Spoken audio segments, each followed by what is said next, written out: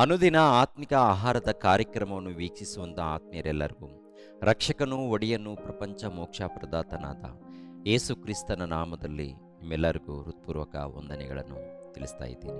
ದೇವರ ಕೃಪೆಯು, ದೇವರ ಆತ್ಮಿಕ ಆಶೀರ್ವಾದವು, ಸಂತೋಷವು, ಸಮಾಧಾನವು, ನೆಮ್ಮದಿಯು, ಆರೋಗ್ಯವು ಯೇಸು ಕ್ರಿಸ್ತರ ನಾಮದಲ್ಲಿ ತಂದೆಯಾದ ದೇವರು ಅನುಗ್ರಹಿಸಲಿ ಎಂದು ದೇವರನ್ನು ನಾನು ಪ್ರಾರ್ಥಿಸುತ್ತೇನೆ. ದೇವರ ನಾಮಕ್ಕೆ ಸ್ತೋತ್ರವಾಗಲಿ. ಈ ದಿನ ಮತ್ತೊಂದು ಅಂಶದೊಂದಿಗೆ ನಿಮ್ಮೊಟ್ಟಿಗೆ ಮಾತನಾಡೋದಕ್ಕೆ ಸಿದ್ಧನಾಗಿದ್ದೇನೆ. ಆತನ ಮಗನನ್ನು ಮುದ್ದಿಡಿರಿ, ಹೇಗೆ, ಯಾಕೆ ಎಂಬ ಅಂಶವನ್ನು ನಿಮ್ಮೊಟ್ಟಿಗೆ ಮಾತನಾಡ್ತಾ ಇದ್ದೀನಿ. ಆತನ ಮಗನನ್ನು ಅಂದರೆ ದೇವರ ಮಗನಾಗಿರುವಂಥ ಯೇಸು ಕ್ರಿಸ್ತರನ್ನು ಮುದ್ದಿಡಿರಿ ಅಂತ ಹೇಳ್ತಾರೆ. ಇದರ ಅರ್ಥ ಏನಪ್ಪ ಅಂತ ನೋಡುವಾಗ ಆತನ ಮಾತನ್ನ ಕೇಳಿರಿ ಅಂತ ಅರ್ಥ ರೀ. ಒಂದೇ ಮಾತಲ್ಲಿ ಏನು ಗೊತ್ತಾ, ಆತನ ಮಾತನ್ನ ಕೇಳಿರಿ, ವಿಧೇಯರಾಗ್ರಿ ಅಂತ ಅರ್ಥ. ಎಲ್ಲಿ ರೀತಿ ಮಾತು ಅಂತ ನೋಡುವಾಗ ಕೀರ್ತನೆ ಗ್ರಂಥ 2ನೇ ಅಧ್ಯಾಯ 12ನೇ ವಚನದಲ್ಲಿ ಈ ಮಾತಿರುತ್ತೆ. ಒಂದ್ಸಾರಿ ನೋಡೋಣ. ಕೀರ್ತನೆ ಗ್ರಂಥ 2ನೇ ಅಧ್ಯಾಯ 12ನೇ ವಚನವನ್ನು ನೋಡೋಣ ಪ್ರಿಯರೇ. ಆತನ ಮಗನಿಗೆ ಮುದ್ದಿಡಿರಿ, ಇಲ್ಲವಾದರೆ ಆತನ ಕೋಪವು ಬೇಗನೆ ಪ್ರಜ್ವಲಿಸಲು ನೀವು ದಾರಿಯಲ್ಲೇ ನಾಶವಾದಿರಿ. ಆತನ ಮೊರೆ ಹೊಕ್ಕವರೆಲ್ಲರೂ ಧನ್ಯರು. ಅಂದ್ರೆ ಆತನ ಮಗನಿಗೆ ಮುದ್ದಿಡದೆ ಹೋದ್ರೆ ಆತನಿಗೆ ಕೋಪ ಬರುತ್ತೆ. ಆತನಿಗೆ ಕೋಪ ಬಂದ್ರೆ ನೀವು ದಾರಿಯಲ್ಲೇ ನಾಶವಾದಿರಿ ಅಂತ ಹೇಳ್ತಾರೆ. ಅಂದ್ರೆ ಆತನ ಮಗನು ಅಂದ್ರೆ ದೈವಕುಮಾರನಾದಂಥ ಯೇಸು ಕ್ರಿಸ್ತ. ಯೇಸು ಕ್ರಿಸ್ತರನ್ನ ಮುದ್ದಿಡಿರಿ ಅಂದ್ರೆ ಆತನ ವಾಕ್ಯಕ್ಕೆ ಒಳಪಟ್ಟು ವಿಧೇಯರಾಗಿ ಅದರ ಪ್ರಕಾರ ನಡ್ಕೊಳ್ರಿ ಅಂತ ಅರ್ಥ ರೀ. ಒಂದ್ ವೇಳೆ ನಡೆದುಕೊಳ್ಳಲ್ಲ, ನನ್ನ ಇಷ್ಟ ಬಂದ ಹಾಗೆ ನಡ್ಕೊಳ್ತೀನಿ ಅಂದ್ರೆ ತೀರ್ಪಾಗುತ್ತೆ. ತೀರ್ಪಾದಾಗ ದಾರಿಯಲ್ಲೇ ಅಂದ್ರೆ ನಿನ್ನ ಆಯುಷ್ಕಾಲ ಪೂರ್ತಿ ಆಗೋದಕ್ಕಿಂತ ಮುಂಚಿತವಾಗಿ ನಿನಗೆ ಮರಣ ಬರುತ್ತೆ. ಆ ನಂತರ ಬೆಂಕಿಯ ಕೊಂಡಕ್ಕೆ ಹೋಗ್ಬೇಕಾಗತ್ತೆ.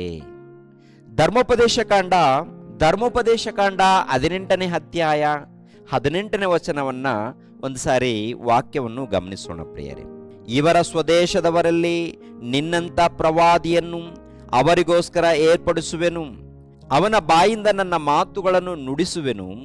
ನಾನು ಅವನಿಗೆ ಆಜ್ಞಾಪಿಸಿದ್ದನ್ನೆಲ್ಲ ಅವನು ಅವರಿಗೆ ತಿಳಿಸುವನು. ಅವನು ನನ್ನ ಹೆಸರಿನಲ್ಲಿ ಹೇಳಿದ ಮಾತುಗಳಿಗೆ ಯಾರು ಕಿವಿಗೊಡುವುದಿಲ್ಲವೋ ಅಂಥವರನ್ನು ನಾನು ಶಿಕ್ಷಿಸುವೆನು, ಅಂಥವರನ್ನು ನಾನು ದಂಡಿಸುವೆನು, ಇಲ್ಲ ಶಿಕ್ಷಿಸುವೆನು ಅಂತ ಹೇಳ್ತಾರೆ. ಯಾರೇ ಆಗಿರ್ಬೋದು, ಇದರಲ್ಲಿ ಯೆಹೂದ್ಯರಾಗಿರ್ಬೋದು, ಇಸ್ರಾಯೇಲ್ಯರಾಗಿರ್ಬೋದು, ಅನ್ಯರೂ ಆಗಿರ್ಬೋದು, ಯಾರೇ ಆಗಿರ್ಬೋದು, ಭೂಲೋಕದಲ್ಲಿದ್ದಂಥ ಸರ್ವ ಪ್ರಜೆಗಳು ಸಾಕ್ಷಾತ್ತು ಪರಮಾತ್ಮನ ಮಕ್ಕಳು, ಸಾಕ್ಷಾತ್ತು ದೇವರ ಮಕ್ಕಳು. ದೇವರ ಮಕ್ಕಳಾಗಿರುವಂಥ ಪ್ರತಿಯೊಬ್ಬರು ಕೂಡ ಏನಾಗಬೇಕು, ಆ ತಂದೆಯಾದ ದೇವರನ್ನ ತಿಳಿದುಕೊಳ್ಬೇಕು, ಯೇಸು ಕ್ರಿಸ್ತರನ್ನ ತಿಳಿದುಕೊಳ್ಬೇಕು, ಪವಿತ್ರಾತ್ಮನನ್ನ ತಿಳಿದುಕೊಂಡು ಈ ಲೋಕದಲ್ಲಿ ಭಯ ಭಕ್ತಿಯಿಂದ ಜೀವಿಸಬೇಕು, ಸತ್ಕಾರ್ಯಕ್ರಮಗಳನ್ನು ಮಾಡಬೇಕು, ವಿಧೇಯರಾಗಬೇಕು, ಒಳಪಡಬೇಕು. ಈ ಲೋಕದಲ್ಲಿ ನಾವು ಬದುಕ್ತಾ ಇದ್ದೀವಿ ಅಂದ್ರೆ ದೇವರ ಕೃಪೆ ಮೂಲಕ ಬದುಕ್ತಾ ಇದ್ದೀವಿ, ದೇವರ ಆಶೀರ್ವಾದದ ಮೂಲಕ ಜೀವಿಸ್ತಾ ಇದ್ದೀವಿ. ದೇವರು ಈ ಶರೀರವನ್ನು ಕೊಟ್ಟಿದ್ದಾರೆ, ಈ ಶರೀರದಲ್ಲಿ ಅವಯವಗಳನ್ನು ಕೊಟ್ಟಿದ್ದಾರೆ. ಬದುಕೋದಕ್ಕೆ ಗಾಳಿಯನ್ನು, ನೀರನ್ನು, ಮಳೆಯನ್ನು, ಬೆಳೆಯನ್ನು ಪ್ರತಿ ಒಂದನ್ನು ದೇವರು ಉಂಟು ಮಾಡಿದ್ದಾರೆ. ನಾವು ಪಾಪದಲ್ಲಿ ಇದ್ದಾಗ ನಮ್ಮನ್ನು ಕಾಪಾಡೋದಕ್ಕೆ ದೇವರು ತನ್ನ ವಾಕ್ಯಗಳ ಮೂಲಕ ಎಚ್ಚರಿಸಿದ್ದಾರೆ.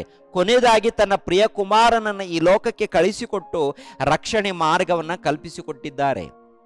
ನಾವು ರಕ್ಷಣೆ ಹೊಂದಬೇಕು, ನಾವು ರಕ್ಷಣೆ ಮಾರ್ಗದಲ್ಲಿ ಸೇರಬೇಕು, ನಾವು ನಿತ್ಯ ಜೀವನ ಪಡಿಬೇಕು ಅಂತ ತಂದೆಯಾದ ದೇವರು ನಮಗೋಸ್ಕರ ಎಲ್ಲವನ್ನು ಸಿದ್ಧ ಮಾಡಿ ಕಳಿಸಿಕೊಟ್ಟಾಗ ನಾವು ಕೇಳದೆ ಹೋದ್ರೆ, ವಿಧೇಯರಾಗದೆ ಹೋದ್ರೆ ನಷ್ಟ ಯಾರಿಗೆ?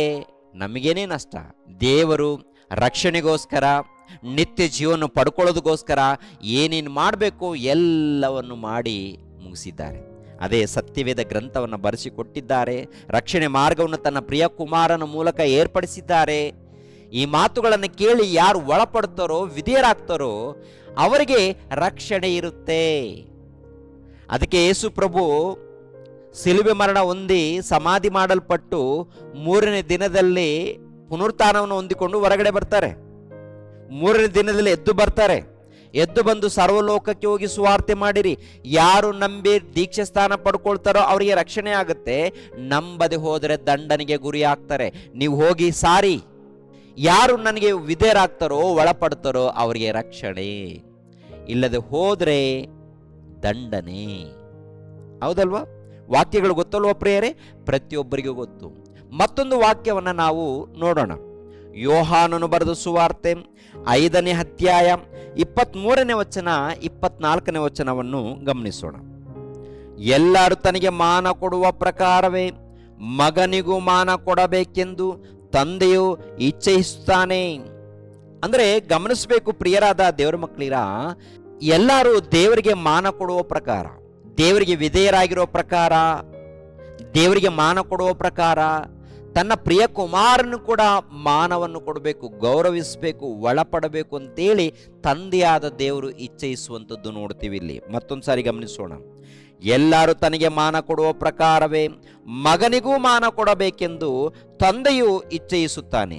ಮಗನಿಗೆ ಮಾನ ಕೊಡದವನು ಆತನನ್ನು ಕಳಿಸಿದ ತಂದೆಗೂ ಮಾನ ಕೊಡದವನಾಗಿದ್ದಾನೆ. ನಿಮಗೆ ನಿಜ ನಿಜವಾಗಿ ಹೇಳುತ್ತೇನೆ, ನನ್ನ ವಾಕ್ಯವನ್ನು ಕೇಳಿ ನನ್ನನ್ನು ಕಳಿಸಿದ ಆತನನ್ನು ನಂಬುವವನು ನಿತ್ಯ ಜೀವನು ಹೊಂದಿದ್ದಾನೆ.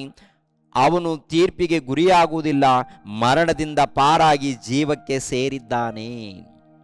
ಮರಣದಿಂದ ಪಾರಾಗಿ ಜೀವಕ್ಕೆ ಸೇರಿದ್ದಾನೆ.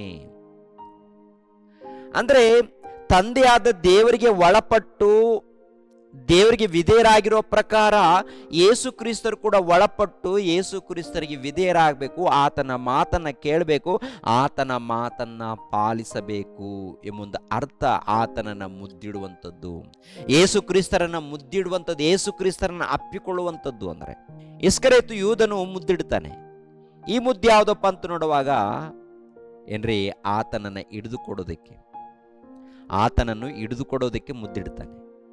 ಅಂದ್ರೆ ಯಾರು ಈ ಮನುಷ್ಯ ಅಂತ ನೋಡುವಾಗ ಸೈತಾನನಿಗೆ ಒಳಪಟ್ಟಂತ ಮನುಷ್ಯನು, ಸೈತಾನನಿಗೆ ಒಳಪಟ್ಟಂತ ಮನುಷ್ಯರು. ತುಂಬಾ ಜನರು ಯೇಸು ಕ್ರಿಸ್ತರಿಗೆ ಮುದ್ದಿಡ್ತಾ ಇದ್ದೀವಿ, ಯೇಸು ಕ್ರಿಸ್ತರನ್ನ ಅಪ್ಪಿಕೊಳ್ತಾ ಇದ್ದೀವಿ ಅಂತ ಹೇಳ್ತಾರೆ. ಆದರೆ ಲೋಕದ ರೀತಿಯಲ್ಲಿ ಬದುಕ್ತಾ ಇರ್ತಾರೆ.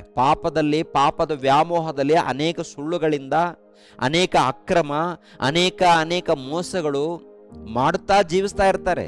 ಯಾರು ಇವರಪ್ಪ ಅಂತ ನೋಡುವಾಗ ವೇಷಧಾರಿಗಳು. ಯೇಸು ಕ್ರಿಸ್ತರನ್ನ ಮುದ್ದಿಟ್ಟಂತ ನಿಜವಾದ ಭಕ್ತರು ಯಾರಪ್ಪ ಅಂತ ನೋಡುವಾಗ ಅಪೋಸ್ತಲರು, 1ನೇ ಶತಮಾನದಲ್ಲಿ ಕ್ರೈಸ್ತರು, ಭಕ್ತರು. ಅಂತ ಒಳ್ಳೆ ಭಕ್ತರು ಅಲ್ಲಲ್ಲಿ ಇದ್ದಾರೆ. ದೇವರಿಗೆ ವಿಧೇಯರಾಗಿ ದೇವರನ್ನ ಅಪ್ಪಿಕೊಂಡು ಒಳಪಟ್ಟು ಆತನ ವಾಕ್ಯವನ್ನು ಕೇಳಿ ಅನೇಕರಿಗೆ ಸಾರ್ತಾ ಇರ್ತಾರೆ, ಅನೇಕರಿಗೆ ತಿಳಿಸ್ತಾ ಇರ್ತಾರೆ. ಕಷ್ಟ, ನಷ್ಟ, ಶೋಧನೆಗಳು ಏನ್ ಬಂದರೂ ಪರವಾಗಿಲ್ಲ ಅಂತ ಹೇಳಿ ತಮ್ಮ ಜೀವಿತವನ್ನ ದೇವ್ರಿಗೋಸ್ಕರ ಪಣವಾಗಿಟ್ಟಿರ್ತಾರೆ ಪ್ರಿಯರೇ. ಮತ್ತೆ ನಾವು ಏನು ಮಾಡ್ತಾ ಇದ್ದೀವಿ?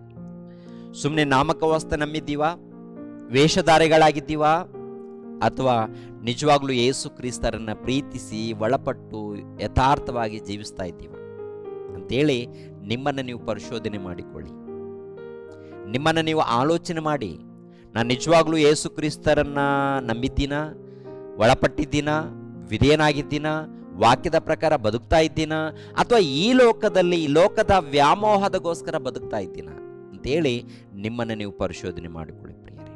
ಮುದ್ದಿಡುವಂಥದ್ದು ಅಂದರೆ ದೇವರಿಗೆ ಒಳಪಡುವಂಥದ್ದು, ಆತನ ಮಾತಿಗೆ ವಿಧೇಯರಾಗುವಂಥದ್ದು, ಆತನ ಮಾತನ್ನ ಪಾಲಿಸುವಂಥದ್ದು ಪ್ರಿಯರೇ. ಓಕೆ, ದೇವರು ನಿಮ್ಮನ್ನು ನನ್ನನ್ನು ಆಶೀರ್ವದಿಸಲಿ. ಎಲ್ಲರೂ ತಲೆಬಾಗಿಸಿರಿ, ಪ್ರಾರ್ಥನೆ ಮಾಡಿ ಮುಗಿಸ್ತೀನಿ. ಸರ್ವವನ್ನು ಸರ್ವಲೋಕವನ್ನು ಉಂಟು ಮಾಡಿರುವಂಥ ಸರ್ವೇಶ್ವರನಾದ ನಮ್ಮ ತಂದೆಯೇ, ಸ್ತೋತ್ರಗಳು, ನಿಮಗೆ ಕೃತಜ್ಞತೆಗಳು ತಂದೆ. ಯಾವಾಗಲೂ ನಿಮ್ಮ ಧ್ಯಾನದಲ್ಲಿ, ಭಕ್ತಿಯಲ್ಲಿ, ನಿಷ್ಠೆಯಿಂದ ಸೇವೆ ಮಾಡುತ್ತಾ ಜೀವಿಸುವಂತೆ ನಮ್ಮೆಲ್ಲರಿಗೂ ಸಹಾಯ ಮಾಡಿ. ನೇರ ಪ್ರಸಾರವನ್ನು ವೀಕ್ಷಿಸುವಂಥ ಎಲ್ಲ ನಿಮ್ಮ ಮಕ್ಕಳನ್ನು ಆಶೀರ್ವದಿಸಿ, ಕುಟುಂಬ ಸಹಿತವಾಗಿ ಆಶೀರ್ವದಿಸಿ ತಂದೆ. ಕುಟುಂಬದಲ್ಲಿ ಸಮಸ್ಯೆಗಳು, ತೊಂದರೆಗಳು ಇದ್ದರೆ ತಂದೆ ಅವರನ್ನು ಕನಿಕರಿಸಿ, ಅವರನ್ನು ಮುಟ್ಟಿ ಆರ್ಥಿಕವಾಗಿ, ಆತ್ಮಿಕವಾಗಿ ಪ್ರತಿ ವಿಷಯದಲ್ಲಿ ಆಶೀರ್ವದಿಸಿ, ನೆಮ್ಮದಿ, ಶಾಂತಿ, ಸಮಾಧಾನವನ್ನು ದಯಪಾಲಿಸಿ. ಈ ಲೋಕದಲ್ಲಿ ಕಷ್ಟಗಳು, ಶೋಧನೆಗಳು, ಹಿಂಸೆಗಳು ಏನೇ ಇದ್ದಾಗಲೂ ತಂದೆ ನೀವು ಜೊತೆಯಾಗಿದ್ದು ಕಾಪಾಡಿ ಕನಿಕರಿಸಿ. ಯೇಸು ಪವಿತ್ರ ನಾಮದಲ್ಲಿ ಬೇಡಿ ಹೊಂದಿದೆಯಪ್ಪ ತಂದೆಯೇ, ಆಮೇನ್. ಎಲ್ಲರಿಗೂ ವಂದನೆಗಳು.